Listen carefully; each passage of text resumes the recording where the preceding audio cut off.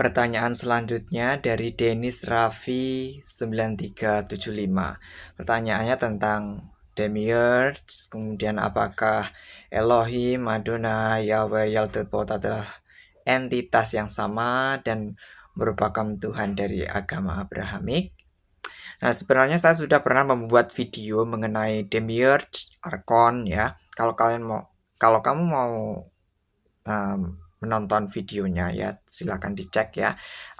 Sudah ada pembahasan mengenai Demiurge dan juga Arkon. Tapi di sini saya akan jawab ya sedikit ya, yang mungkin tidak saya jabarkan di video yang sebelumnya.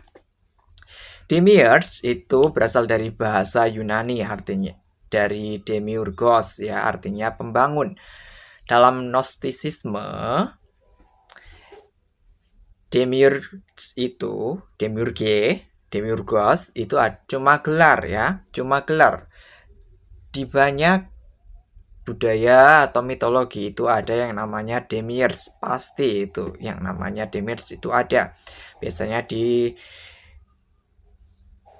disandang oleh dewa pencipta. Nah, di dalam ajaran Gnostisisme, demiurge dikaitkan dengan Yaldabaoth ya. Kemudian di dalam agama Hindu, Demiurge dikaitkan dengan Dewa Brahma. Di dalam agama Kemetik atau Mesir kuno, Demiurge dikaitkan dengan Dewa Ptah ya. Dan ada lagi. Kemudian di dalam agama Sumeria kuno, Demiurge dikaitkan dengan Enki ya. Jadi Demiurge itu tidak ada kaitannya dengan nama hanya satu orang saja loh ya.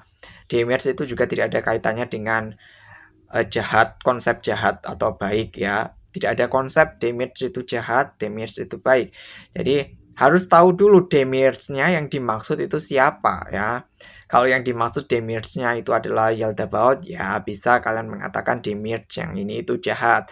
Tapi kalau Demiurge-nya itu Dewa Brahma, Dewa Ptah, atau Enki, atau yang lainnya, Nuwa itu juga Demiurge ya, dalam mitologi Cina ya, yang menciptakan manusia dari lumpur. Nuwa itu juga Demiurge masuknya. Jadi tidak bisa dikatakan bahwa Demiurge itu jahat ya, tidak bisa seperti itu. Harus tahu Demiurge-nya yang dimaksud siapa. Paham ya sampai situ ya. Kemudian Elohim, Adonai, Yahweh, Yaldabaoth apakah entitas yang sama? Berbeda. Yahweh itu sendiri, Yaldabaoth itu entitas sendiri, Elohim juga sendiri, Adonai juga sendiri ya. Elohim, Tuhan Elohim, yang namanya Elohim itu adalah egregor ya, egregor yang diciptakan oleh bangsa Elohim ya, bangsa alien bernama kelompok bangsa Elohim ya. Jadi bangsa Elohim menciptakan egregor bernama Tuhan Elohim ya, menggunakan pikiran kolektif manusia. Begitu juga dengan Adonai ya. Adonai itu juga egregor yang diciptakan oleh bangsa Adonai ya, alien Adonai, menggunakan pikiran kolektif manusia. Tapi Elohim, kata Elohim itu sebenarnya dulunya adalah kata jamak untuk menyebut dewa, dewi Kanaan kuno ya. Sedangkan Adonai itu dulunya dari kata Adon, Atun, dan Atuna itu bahasa Sumeria kuno yang artinya adalah intinya Bapak Cahaya, Bapak Matahari. Intinya adalah seorang Anunnaki yang dikaitkan dengan pertanian, peternakan, kesuburan, dan lain sebagainya. Tapi kemudian dia ditaklukkan oleh Yahweh, kemudian mati, namanya diambil sebagai Adon ya. Kemudian karena ada bangsa Adonai ya, alien Adonai, kemudian dulunya ada orang yang menyembah Atun atau Atuna, menggunakan pikiran kolektif itu, dan terciptalah Tuhan Adonai dari bangsa Israel. Lalu pertanyaan berikutnya, apakah yang tokoh-tokoh tadi ya, Elohim, Adonai, Yahweh, Yaldabaoth adalah Tuhan dari agama Abrahamik? Jawabannya iya, ya.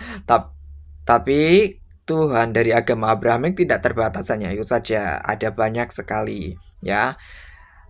Setiap masa biasanya ada satu Tuhan atau satu sosok yang dominan. Para arkon juga ada. Kalau kalian mengecek di internet, ada arkon-arkon tertentu itu menunjuk nabi-nabinya tertentu. Ya, ada arkon ini punya nabi ini, arkon ini punya nabi ini. Ya, kalian tinggal cek aja di internet arkon gitu ya. Nanti ada di Wikipedia itu ya. Kemudian tadi ya Elohim, Adonai, dan Yahweh itu ada ya, ada di dalam kelompok sebagai Tuhan-Tuhan agama Abrahamik. Kemudian ada lagi sosok yang menjadi Tuhan Abrahamik itu ada Jehovah ya, ada egregor Yesus, ada